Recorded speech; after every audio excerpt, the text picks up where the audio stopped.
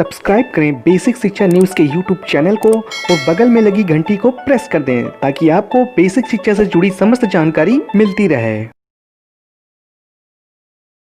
मिलेगा कि एक तरफ इतनी बड़ी महामारी, उससे इतने बड़ी प्रदेश में उससे निपटने की कार्य योजना, चिकित्सा और स्वास्थ्य की पूरी व्यवस्था, राहत की पूरी व्यवस्था, लेकिन उसी दौरान प्रदेश के गरीब, मजदूर, किसान और जन सामान्य के बच्चे जिन स्कूलों में पढ़ते हैं, बेसिक शिक्षा से जुड़े हुए स्कूल, उनमें गुणवत्तापूर्ण शिक्षा उपलब्ध कराने की दृष्टि से और उत्तर प्रदेश के जो नौजवान हैं, जो शिक्षित नौजवान भी बड़ी संख्या में हैं, उनको 69,000 ऐसे नौजवानों को रोजगार उपलब्ध कराने के लिए भर्ती प्रक्रिया चल रही थी, सुचारू रूप से अंतिम चरण में थी। काउंसलिंग चल रही थी, 3 से 6 जून तक की काउंसलिंग के बाद नियुक्ति पत्र दिए जाने थे, लेकिन माननीय न्यायालय की लखनऊ खंडपीठ के एक आदेश के कारण वो प्रक्रिया तत्काल प्रभाव से स्थगित हुई। हम डबल बेंच में अपील में गए हैं, जैसा सुनवाई पूरी हो चुकी है, फैसला रिजर्व है, जैसा माननीय न्यायालय का आदेश होगा तदनुरूप कार्यवाही करेंगे। लेकिन इस बीच अनावश्यक राजनीति करते हुए प्रदेश के नौजवानों के संवरते हुए भविष्य से खिलवाड़ करते हुए इस पूरी भर्ती प्रक्रिया को बाधित करने की मंशा से भर्ती ना होने पाए, क्योंकि अपने आप में ऐतिहासिक घटना है ऐसी परिस्थिति में भर्ती करना। ऐसा करने से योगी सरकार की संपूर्ण देश में एक अलग तरह की छवि बनने वाली है, बन रही है। उसको बाधित करने के लिए राजनीतिक मंशा से कई सारी बातें कही गई हैं, कई सारे आरोप लगाए गए हैं, कई प्रश्न आए हैं पब्लिक डोमेन में, मीडिया के माध्यम से भी, अन्य माध्यमों से भी। इसलिए हमने ये उचित समझा कि ऐसे प्रश्नों का उत्तर आप सभी के सामने सामूहिक रूप से आना चाहिए। उन्हीं बिंदुओं को लेकर आपके बीच एक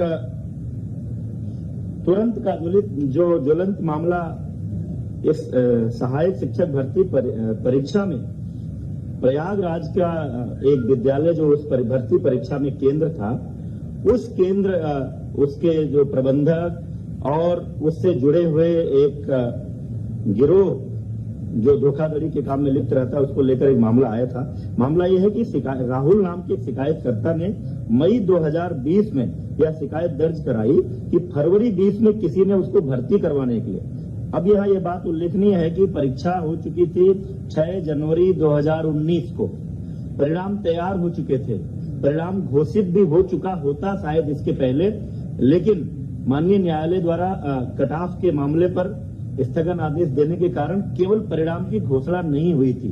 इस बीच इतने दिनों बाद जनवरी 19 के बाद मई 2020 में शिकायतकर्ता राहुल की शिकायत आई कि फरवरी 2020 में किसी ने उनको इस भर्ती करवाने के लिए इस भर्ती में पैसे लिए। तब तक परीक्षा संपन्न हो चुकी थी, परिणाम तैयार हो चुका था। मामला माननीय उच्च न्यायालय में लंबित होने के कारण केवल परिणाम की घोषणा नहीं हुई थी। इसलिए फरवरी 20 से मई 20 में किसी लेन देन के कारण परीक्षा के परिणाम पर प्रभाव नहीं पड़ने वाला था।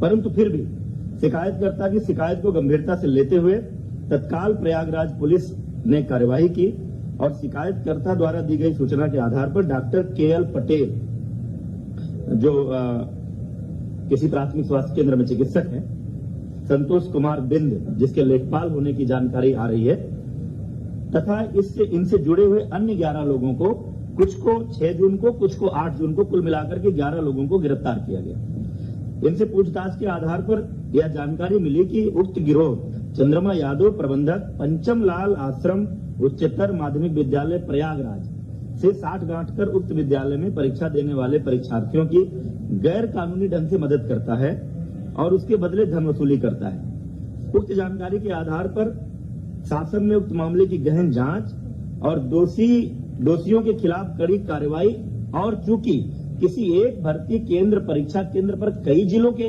अभ्यर्थी हो सकते हैं, इसलिए यह पूरा मामला STF को सौंप दिया गया है पूरी इस जांच के लिए कि क्या इस भर्ती परीक्षा केंद्र पर, इस सेंटर पर किसी तरह की कोई गड़बड़ी हुई है या उस गड़बड़ी का लाभ उठाकर कहीं किसी अभ्यर्थी को उसका लाभ तो नहीं मिला, उसके कारण परिणाम तो नहीं प्रभावित हुआ है, कोई मेरिट में तो नहीं आया। यदि जांच में यह प्रमाणित होता है कि कुछ अभ्यर्थियों ने गलत तरीके से अंक प्राप्त कर भर्ती परीक्षा उत्तीर्ण की है तो उनको डिबार करेंगे और अब तक की जांच पड़ताल के आधार पर उक्त परीक्षा केंद्र को भविष्य में होने वाली किसी भी भर्ती परीक्षा के लिए डिबार करके उसके प्रबंधक और अन्य संबंधित जो स्टाफ इसमें शामिल पाया जाएगा उसके खिलाफ कार्रवाई की जाएगी। इसी भर्ती परीक्षा में कतिपय लोगों द्वारा किसी सामान्य वर्ग की अभ्यर्थी जिसका सरनेम तिवारी है उनके ओबीसी कैटेगरी में चयन का भी आरोप लगाया गया है। इस संबंध में आप सब जानते हैं ये पूरी प्रक्रिया आवेदन की ऑनलाइन है। अभ्यर्थी ऑनलाइन जाकर के जो प्रविष्टियां भरता है उन्हीं प्रविष्टियों के आधार पर हम सारी लिस्ट तैयार करते हैं, कौन किस कैटेगरी में है, किसके क्या अंक हैं और फाइनली जो भर्ती परीक्षा में अंक आए हैं उसको जोड़कर और उनके जिलों की वरीयता लेकर हमने मेरिट लिस्ट तैयार की है। अभी किसी का डॉक्यूमेंट वेरिफिकेशन नहीं किया गया था। काउंसलिंग होती ही इसीलिए है।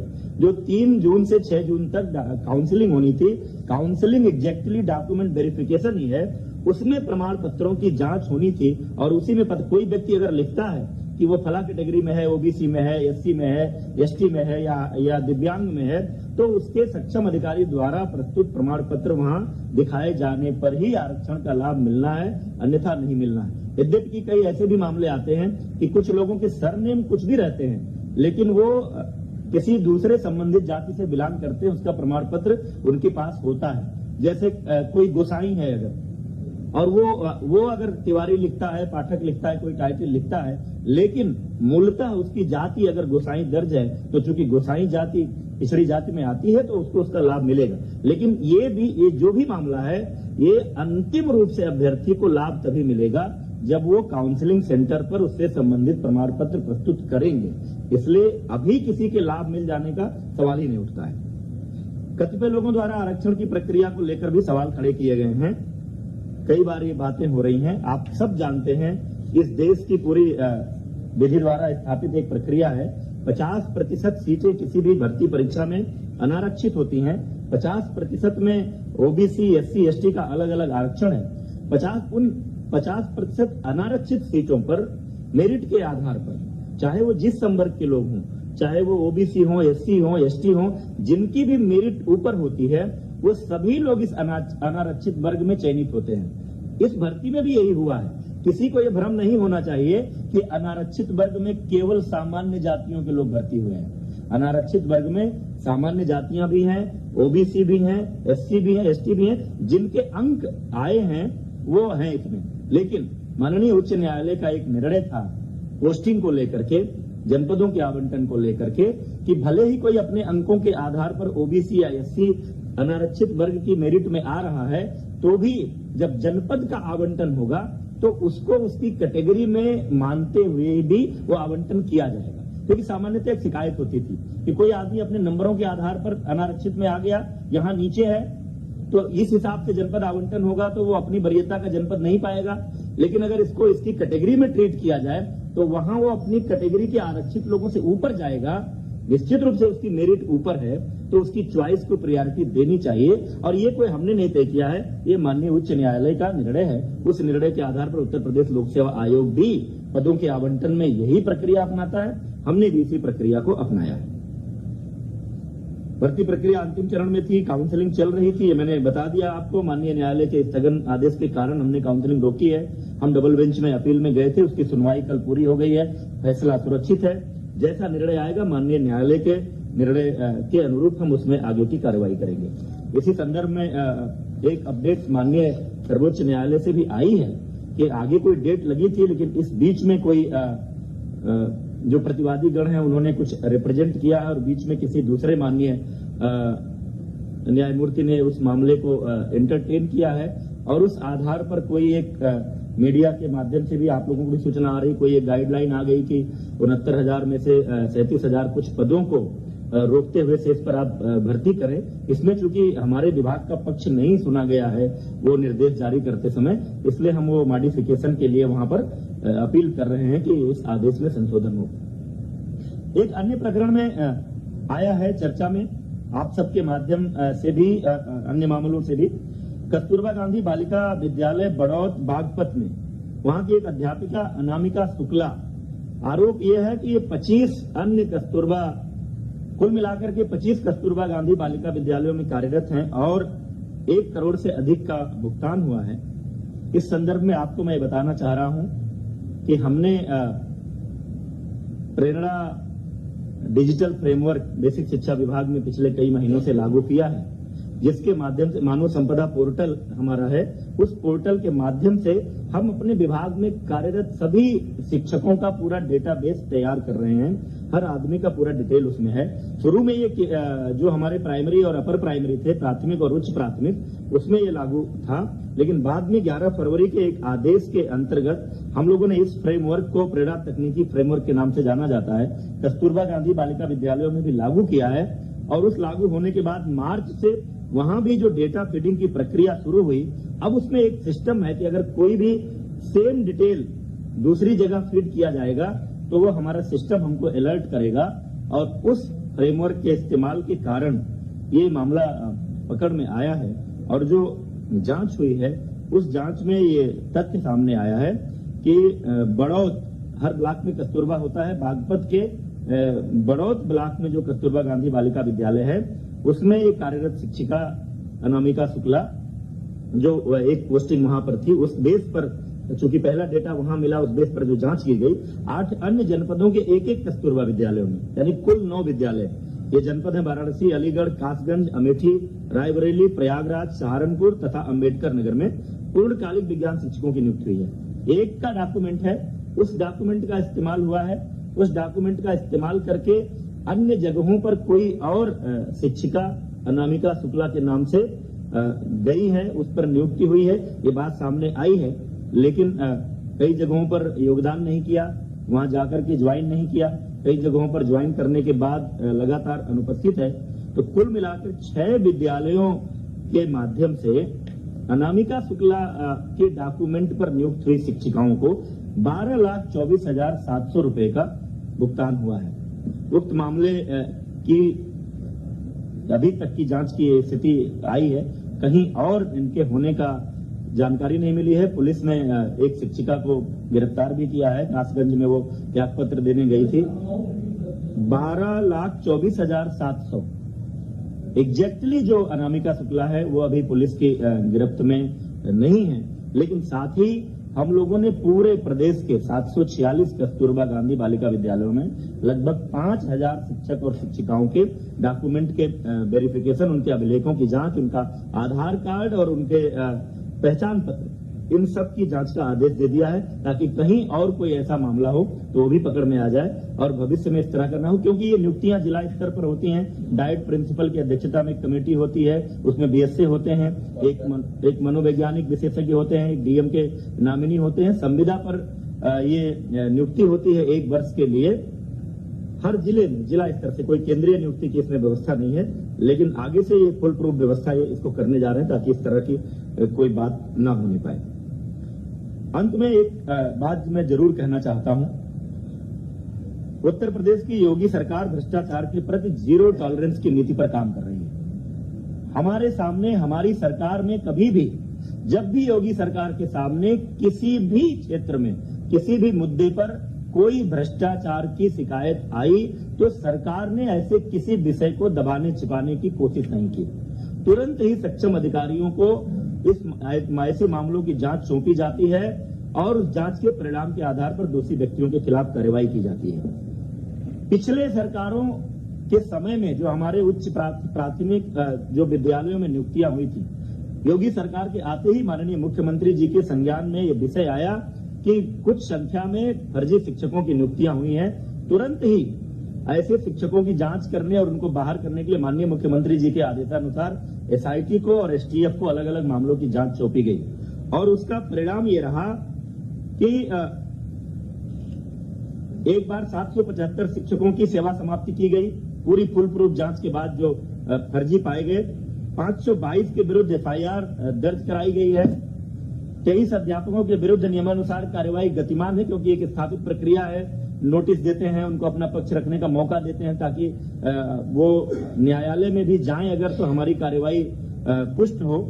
इसके साथ ही साथ एक 2004-05 में डॉक्टर भीमराव अंबेडकर विश्वविद्यालय आगरा से बीएड की कुछ फर्जी डिग्री का मामला आया था। उनमें से जिन लोगों पर संदेह था, ऐसे 1356 अध्यापक चिन्हित हुए थे, उसमें से भी 926 की सेवा समाप्त की जा चुकी है। 406 के विरुद्ध कार्यवाही गतिमान है। इस प्रकार अब तक 1701 ऐसे फर्जी शिक्षकों की सेवा समाप्ति की जा चुकी है तथा 429 के विरुद्ध कार्यवाही गतिमान है।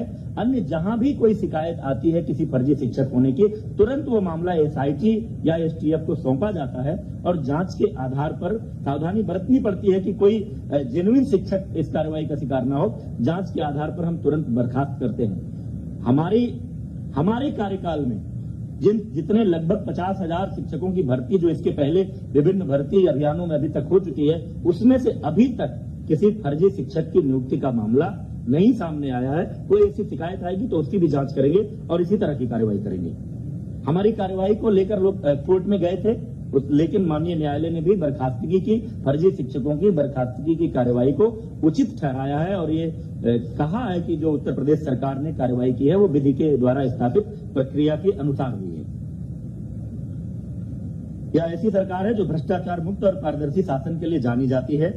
सरकार शिकायतों को तुरंत संज्ञान में लेकर त्वरित जांच कराकर कार्रवाई करती है।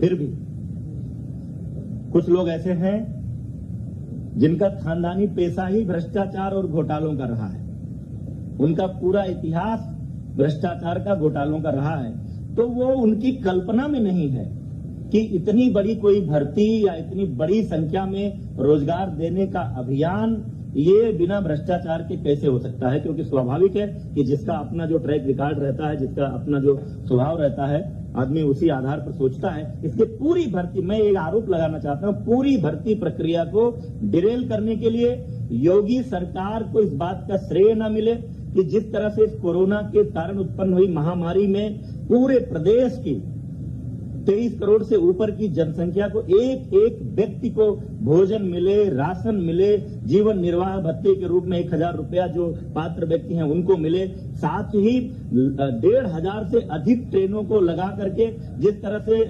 लगभग 30 लाख प्रवासियों को प्रदेश में लाया गया, फिर उनकी स्किल मैपिंग हो रही है, उनको भी राशन और निर्वाह का भत्ता दिया जा रहा है और आगे उनको भी वापस जहां जहां अपने गांव में लौटे हैं उनको रोजगार देने की बात हो रही है। सबके जीवन निर्वाह की व्यवस्था का प्रयास हो रहा है। ऐसे में इन परिस्थितियों में इतनी बड़ी भर्ती अभियान ये सफल ना होने पाए, इसको लेकर कुछ लोगों ने एक राजनीतिक अभियान चलाया है और तमाम सारे ऐसे प्रयास किए हैं। उनको रास नहीं आ रहा है कि उत्तर प्रदेश के नौजवानों का भविष्य कैसे संवर रहा है, योगी सरकार को यह यश कैसे मिले, इसको लेकर तमाम लोग शुरू से, जब से माननीय न्यायालय का फैसला आया, हमने आंसर की जारी किया, हमने रिजल्ट जारी किया, सोशल मीडिया के माध्यम से तमाम तरह का भ्रम फैलाने की कोशिश की गई, अभ्यर्थियों को उद्वेलित करने की कोशिश की गई, अव्यवस्था पैदा करने की कोशिश की गई, लेकिन सरकार ने पूरी तत्परता, पूरी तन्मयता और पूरी कुशलता के साथ इस भर्ती प्रक्रिया को आगे बढ़ाया है। माननीय उच्च न्यायालय, माननीय सर्वोच्च न्यायालय में कुछ लोग गए हैं, उनका अधिकार है। जैसा माननीय उच्च न्यायालय का और माननीय सर्वोच्च न्यायालय का आदेश आएगा उस अनुरूप हम इस कार्रवाई को पूरी करेंगे। योगी सरकार की मंशा ये है कि ये भर्ती प्रक्रिया यथाशीघ्र कुशलता पूर्वक पूरी हो, प्रदेश के 69,000 नौजवानों को रोजगार मिले और प्रदेश के 69,000 स्कूलों को, हमारे गांव गरीब मजदूर किसान के बच्चे जिन स्कूलों में पढ़ते हैं उसमें पढ़ने वाले बच्चों को गुणवत्तापूर्ण शिक्षा मिले। ये बातें आपके सामने जानना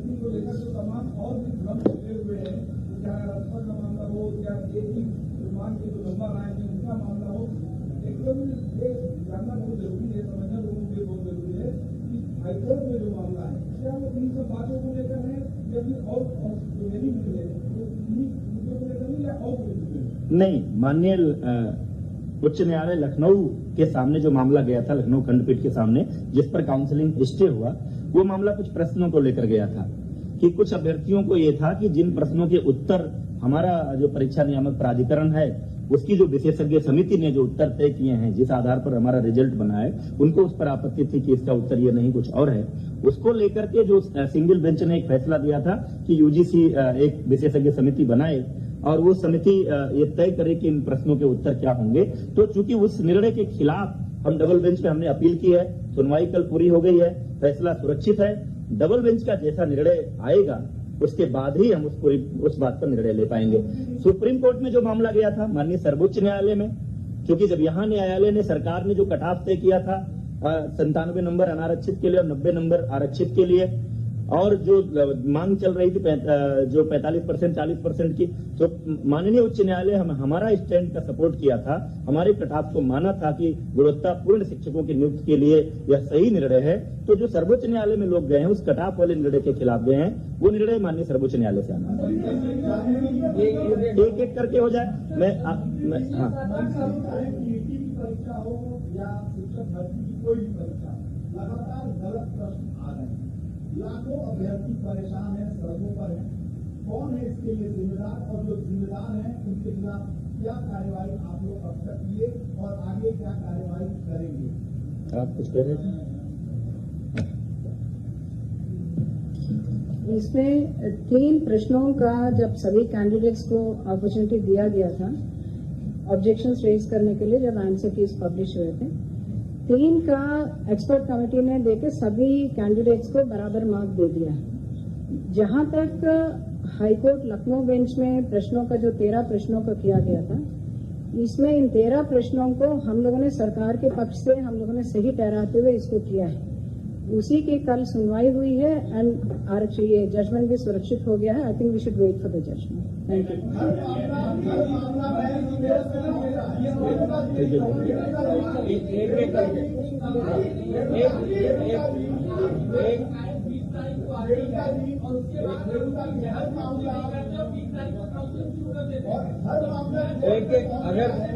एक एक करके अगर बात नहीं करेंगे तो फिर आगे पाएगा पेंशन। या ऐसा कर सकते हैं कि प्रश्न आ जाए सबके, फिर एक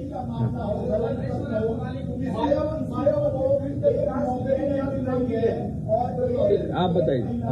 25,000 नौकरी कर रही है, करोड़ों रुपये उसे मिल रहा है। ये सिस्टम की खामी है, अधिकारियों की खामी है, सरकार की खामी है, पूर्व सरकार की खामी है, राजनीतिक दलों की खामी है। आखिर कौन है जिम्मेदार? देखिए, आप कस्तूरबा वाले मुद्दे पर आप कह रहे हैं, इसे बता दीजिए। हाँ, जो पहला सवाल उन्होंने उठाया है, जो सवालों 2017 की थी, 2018 की थी, 2019 की थी, 68,500 भर्ती, 69,000 भर्ती। हर भर्ती परीक्षा में गलत सवाल पूछे गए। 2 बार हाईकोर्ट से अभ्यर्थियों को राहत मिली और दोबारा रिजल्ट आया 30,000 और भेजे। तो सबसे बड़ा सवाल सुरक्षा नियामक अधिकारी के प्रश्न निर्धारण प्रक्रिया में हर बार गलत सवाल पूछे जाते हैं, मामला घोट जाता है। दूसरा जो सबसे बड़ा सवाल है शिक्षक भर्ती वाले कस्तूरबा वाला प्रश्न है।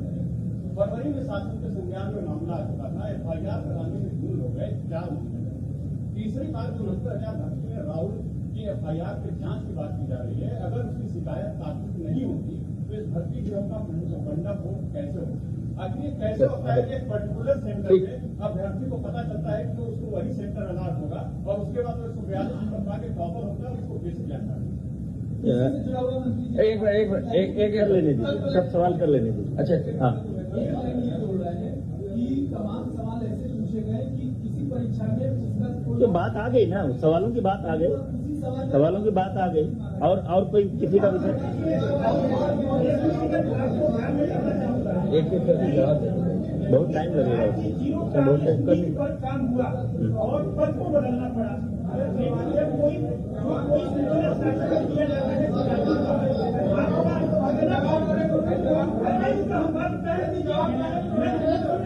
नहीं कर पाएंगे आप। बस 1 मिनट। भ्रष्टाचार है, उसकी बड़ी लंबी प्रक्रिया हो जाती है, लेकिन वो टेबल पे जाते जाते बाबू जो होता है वहाँ का कोई वो दबा देता है। और आपका ये विषय बाबू के टेबल का नहीं है। अभी तो जो बात कर रहे हैं लोग, देखिए सर आप जवाब दें। एक मिनट विजय आप जवाब दे दें। ये कस्तूरबा वाला जो विषय है वो हम कब से वो छानबीन कर रहे हैं, किस तरह से वो एक विषय कस्तूरबा वाला रख दीजिए।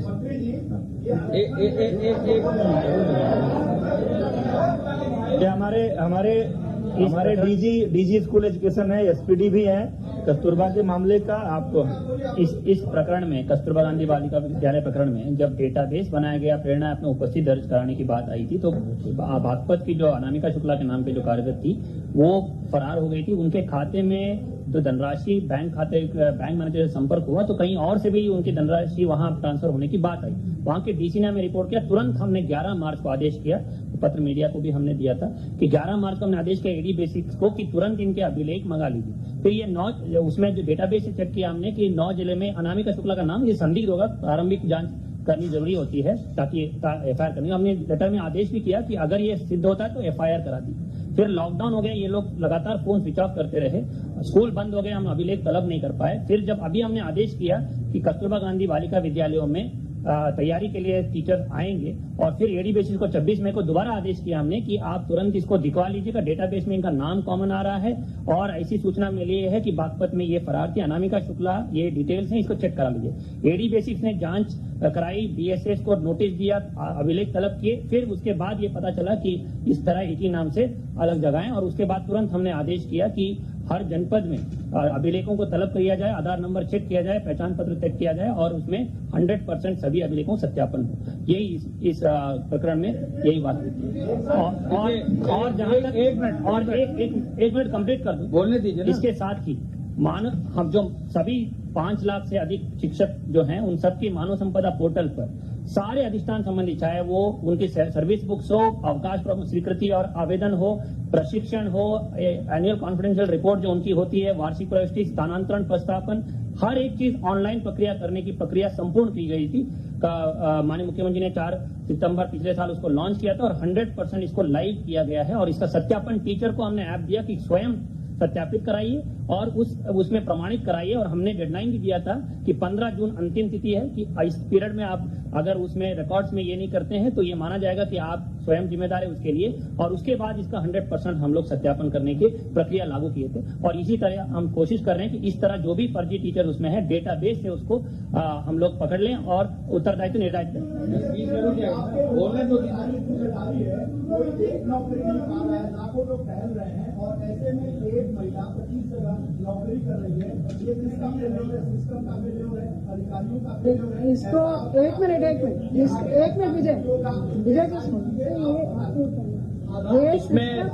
इसमें वीरेश जी जो डीजी बेसिक कह रहे हैं, ये जो नया पोर्टल बनाया है तभी से ये चीजें पकड़ में आने लगी हैं। अगर लॉकडाउन नहीं होता तो 15 जून तक आ गया होता। आपको खुद माननीय मुख्यमंत्री जी ने आपको बताया कि अब तक जो है 1701 फर्जी शिक्षक पकड़े गए। ये आज से नहीं, कई समय से हैं और सरकार कटिबद्ध है, शिक्षा विभाग कटिबद्ध है, हर हालत में इसको कर देंगे। लॉकडाउन नहीं होता तो 15 जून तक ये लाइव हो गया होता। चूंकि ये सब प्रक्रिया शुरू हो गई है तो ये कार्रवाई की जा रही है। इस मामले में एक चूक ये थी कि मार्च में जब कार्रवाई होनी थी तब हो गई होती। आपका पॉइंट वैलिड है, लेकिन लॉकडाउन आ गया था और ये जिले स्तर पर कॉन्ट्रैक्ट मार्च टीचर हैं, इनको कोई नौकरी नहीं दी जाती है, केवल मात्र जिले स्तर पर कॉन्ट्रैक्ट दिया जाता है। जिले स्तर पर अब सूचना जब इकट्ठा होना शुरू हुई है तो ये जानकारी मिली है, 6 जगहों पर मिला है, कार्रवाई की जाएगी। जो भी होगा दोषी बचेगा नहीं। एसटीएफ को दे दिया गया है, हर व्यक्ति इसमें जो भी गड़बड़ होगा पकड़ा जाएगा। सर आप राहुल के सर नहीं कौन सी जांच चल रही है? नहीं ऐसे नहीं होता है कि इतनी बड़ी, आप मेरी बात सुनिए, मैं आपकी बात का जवाब दे रहा हूं, आप उत्तेजित क्यों हो रहे हैं? देखिए, ऐसा दुनिया में किसी भर्ती परीक्षा में नहीं होता है कि कोई भर्ती की प्रक्रिया चल रही हो, काउंसलिंग का डेट हो और एक कोई शिकायत पड़ जाए कि साहब हमसे किसी ने पैसा ले लिया था, हमारी भर्ती नहीं हुई, तुरंत हम पूरी भर्ती प्रक्रिया रोक दें। ऐसा कहीं नहीं होता। कोई एक भी उदाहरण हो तो मुझे दे दीजिए। ये पहले से 8 मई को हमने नोटिफिकेशन जारी कर दिया था। जितनी तत्परता से माननीय न्यायालय का फैसला आया, लॉकडाउन चल रहा था, उसके बावजूद हमने आंतर की जारी किया। रिजल्ट जारी किया, मेरिट लिस्ट जारी की और 8 मई को पूरा शेड्यूल नोटिफाई कर दिया था कि फला तारीख को आवेदन करेंगे लोग और फला तारीख को काउंसलिंग होगी, उसके बाद नियुक्ति पत्र देंगे। ये सब चीजें चल रही थी। माननीय न्यायालय ने अगर स्थगन आदेश नहीं दिया होता तो हम अपनी नियुक्ति प्रक्रिया पूरी करते। इस बीच एक शिकायत आई, मैं जो बात बार बार आपसे कह रहा हूं, इस बीच एक शिकायत आई, नहीं आप सुनिए ना भाई, केवल जवाब नहीं, मेरी बात समझिए। इस बीच एक शिकायत आई, हम लोगों ने तुरंत ही उस शिकायत को संज्ञान में लेते हुए हमारी पुलिस ने वहां तत्परता से काम किया। जिसका उस व्यक्ति ने नाम लिया उनमें से लोगों को गिरफ्तार किया गया है, पूछताछ हुई है, प्रारंभिक जांच हुई है और उस आधार पर लगा कि ये मामला एसटीएफ को सौंपने लायक है ताकि दूध का दूध पानी हो। जो भी लोग इस तरह का करते हैं, ये पहले से भी ये नाम आ रहे हैं कि ये तमाम रेलवे भर्तियों से लेकर अन्य भर्तियों में करते रहे हैं, तो इसलिए स्पष्टता से पूरी जांच हो और जो लोग भी ये करते हैं वो भी पकड़े जाएं। और अगर इस भर्ती में भी उस गिरोह ने किसी तरह का लाभ किसी को पहुंचाया है तो ऐसे अभ्यर्थी भी चिन्हित हों और उनको हम दीवार कर सके, वो प्रक्रिया चल रही है।